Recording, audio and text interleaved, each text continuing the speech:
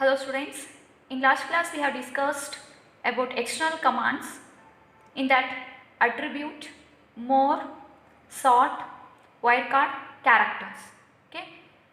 So in this section we will execute external commands. To execute DOS external commands, open command prompt window. Okay.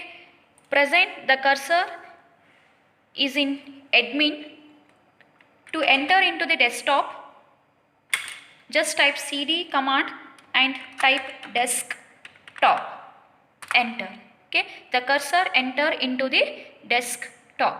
Okay, see in desktop two files already created. One is CMP, another one is COMP. Okay, more command is used to see the file content. More command is used to see the file content. So more command ಅನ್ನು ಎದಕ್ಕೆ use ಮಾಡ್ತೀವಿ? File ಕಂಟೆಂಟನ್ನು ನಾವು ನೋಡಬೇಕು ಅಂತಂದರೆ so more ಕಮಾಂಡನ್ನು use ಮಾಡ್ತೀವಿ.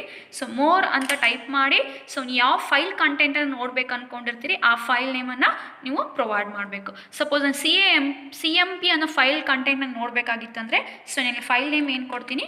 CMP. Enter. Okay, so CMP ಫೈಲಲ್ಲಿರುವಂತಹ content file content ಇಲ್ಲಿ ಏನಾಗುತ್ತೆ ನಮಗೆ ಶೋ ಆಗುತ್ತೆ. ಸೊ ಇದು more command. Next command is attribute. Okay, attrib plus H. It is use to set the or hide the file or directory. It is used to hide the files or directory. Okay, suppose if you want to hide CMP file on desktop, okay, desktop ಮೇಲೆ ಇರುವಂಥ CMP file ನೀವು ಏನಾದರೂ hide ಮಾಡಬೇಕು ಅಂದ್ಕೊಂಡಿದ್ರೆ so ಇಲ್ಲಿ ನಾವು ಅಟ್ರಿಬ್ plus ಹೆಚ್ ಅಂತ ಕಮಾಂಡನ್ನು type ಮಾಡಿ so ಆ ಫೈಲ್ ನೇಮನ್ನು ಕೊಡಬೇಕು CMP. Okay, enter. Okay, C in desktop CMP file is hide. Okay, so hide ಆಗುತ್ತೆ, ಯೂಸರಿಗೆ ವೀವ್ ಆಗೋದಿಲ್ಲ.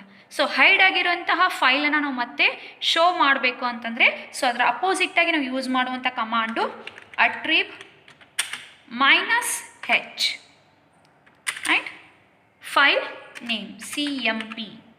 Enter. Okay, so again CMP ಯಾವ ಲೊಕೇಶನಲ್ಲಿ ಸ್ಟೋರ್ ಆಗಿತ್ತು ಸೊ ಅಲ್ಲಿ ಮತ್ತೆ ರೀಸ್ಟೋರ್ ಆಗುತ್ತೆ. ಓಕೆ, ಶೋ ಆಗುತ್ತೆ. ಇದು attrib plus H and attrib minus H. Attrib plus H is use to hide the file or directory. Attrib minus H is use to show the hidden file or directory. Next attrib plus R. Okay, and CMP. Okay, ಯಾವುದಾರ ಒಂದು ಫೈಲನ್ನು ನೀವು read only mode ಆಪ್ರೇಟಿಗೆ ನೀವು ಅದನ್ನು set ಮಾಡಬೇಕು ಅಂತಂದರೆ so ನಾವಿಲ್ಲಿ attrib plus R ಕಮಾಂಡನ್ನು ಯೂಸ್ ಮಾಡ್ತೀವಿ. ಸೊ ಇಲ್ಲಿ attrib plus R file name CMP ಅಂತ ಕೊಟ್ಟಿದ್ದೀನಿ. ಎಂಟರ್ ಕೀಯನ್ನು ಪ್ರೆಸ್ ಮಾಡಿರಿ. So CMP file read only mode ಆಪ್ರೇಟಿಗೆ ಕನ್ವರ್ಟ್ ಆಗುತ್ತೆ. ಸೊ ಇವಾಗ ಟೈಪ್ CMP ಅಂದರೆ ಸೊ ಫೈಲ್ ಕಂಟೆಂಟನ್ನು ನಾವು ಶೋ ಮಾಡ್ಬೋದು ಟೈಪ್ ಕಮಾಂಡನ್ನು ಯೂಸ್ ಮಾಡಿ. ಸೊ ಅದೇ ರೀತಿ ಆ CMP ಫೈಲ್ ಕಂಟೆಂಟನ್ನು ನೀವೇನು ಎಡಿಟ್ ಮಾಡೋಕ್ಕೆ ಹೋದರೆ ಅದು ಎಡಿಟ್ ಆಗೋದಿಲ್ಲ, ಯಾಕಂದರೆ ರೀಡ್ ಓನ್ಲಿ ಮೋಡ್ ಆಪ್ರೇಟಿಗೆ ಸೆಟ್ ಆಗಿದೆ. ಸೊ ಅದನ್ನು ನೋಡೋಣ ಹೇಗೆ ಅಂತ. ಸೊ ಎಡಿಟ್ ಆಪ್ಷನ್ ಕೊಟ್ಟಾಗ ಸೊ ಇಲ್ಲಿ ಎಡಿಟ್ ವಿಂಡೋ ಓಪನ್ ಆಗುತ್ತೆ. ಸೊ ಇಲ್ಲಿ ನೀವು ಈ ಫೈಲ್ ಕಂಟೆಂಟನ್ನು ಎಡಿಟ್ ಮಾಡ್ಲಿಕ್ಕೆ ಹೋಗ್ರಿ. ಸೊ ಇಲ್ಲೊಂದು ನಮಗೆ ಮೆಸೇಜನ್ನು ಶೋ ಮಾಡುತ್ತೆ, you can not modify a read only file. ಯಾಕಂದರೆ CMP ಫೈಲು ರೀಡ್ ಓನ್ಲಿ ಮೋಡಿಗೆ ಕನ್ವರ್ಟ್ ಆಗಿದೆ, ಹೌದಾ? ಸೊ ರೀಡ್ ಓನ್ಲಿ ಫೈಲ್ ಆದಾಗ ಸೊ ಅಲ್ಲಿ ನಾವು ಯಾವುದೇ ರೀತಿಯಾದಂತಹ ಎಡಿಟ್ ಮಾಡಲಿಕ್ಕೆ ಚಾನ್ಸ್ ಇರೋದಿಲ್ಲ. So exit it. ಅದನ್ನೇ ನೀವು ರೀಡ್ ಓನ್ಲಿ ಮೋಡ್ಗೆ ಕನ್ವರ್ಟ್ ಆಗಿರುವಂಥ ಫೈಲನ್ನು ನೀವು ಅದರಿಂದ ಹೊರಗಡೆ ತರಬೇಕು ಅಂತಂದರೆ ಸೊ ಅದರ ಅಪೋಸಿಟನ್ನು ಯೂಸ್ ಮಾಡುವಂತಹ command attrib minus R CMP. Okay, it is used to reset the CMP file from read only mode to edit mode. Okay, so read only mode ಇದ್ದಂತಹ ಫೈಲನ್ನು ಎಡಿಟ್ ಮೋಡ್ಗೆ ಕನ್ವರ್ಟ್ ಮಾಡುತ್ತೆ. ಸೊ ಅದು edit ಮೋಡಿಗೆ convert ಆಗಿದ್ದಿಲ್ಲ ಅಂತ check ಮಾಡಬೇಕಂದ್ರೆ edit ಕಮಾಂಡನ್ನು use ಮಾಡಿ CMP ಫೈಲನ್ನು ನೀವು ಕೊಡ್ರಿ. ಸೊ ಎಡಿಟ್ ಮೋಡಿಗೆ ಬಂತು.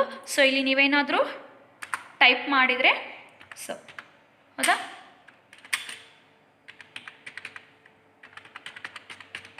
ಇಲ್ಲಿ ಎಡಿಟ್ ಆಯಿತು. Okay, next save and exit. attrib plus R and attrib minus R. Okay. Next command, sort. The sort command is used to arrange the file content in ascending order. Okay. Suppose if you want to arrange the file content, COMP file content in ascending order, just type sort and give file name COMP. Enter. Okay, it sorts the COMP file content in ascending order. Okay, 10, 12, 20, 45, 16, 19. Next, the text characters are ordered or arranged. Okay, suppose if you want to arrange file content in descending order, use command sort bar R and give file name COMP.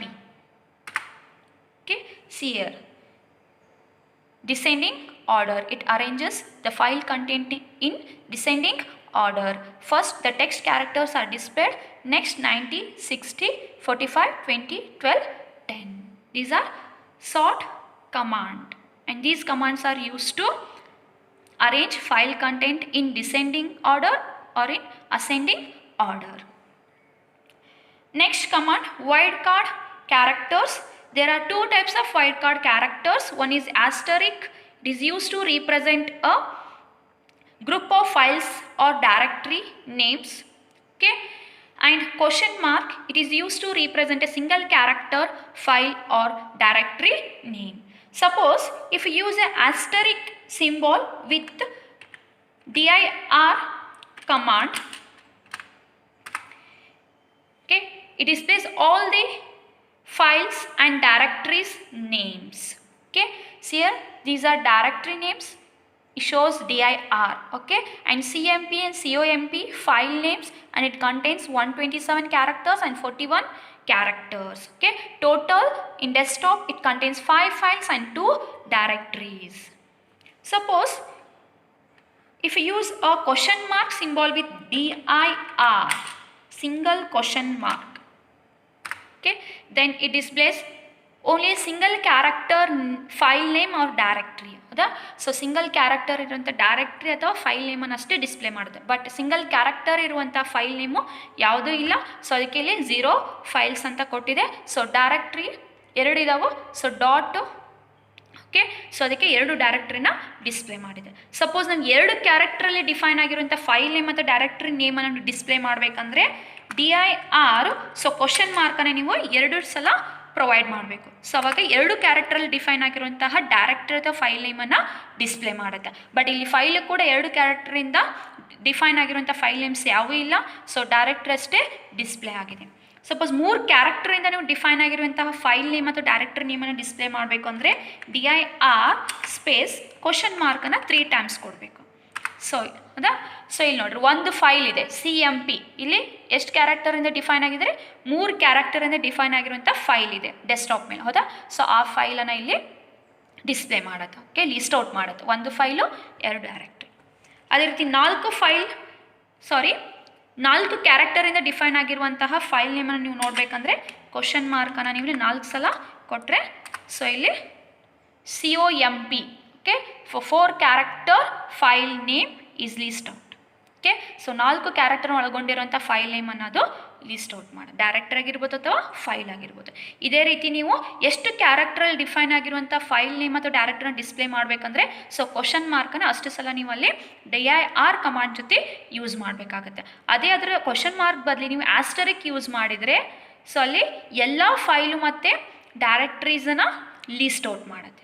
Okay, ಇದು wild card character commands. Thank you.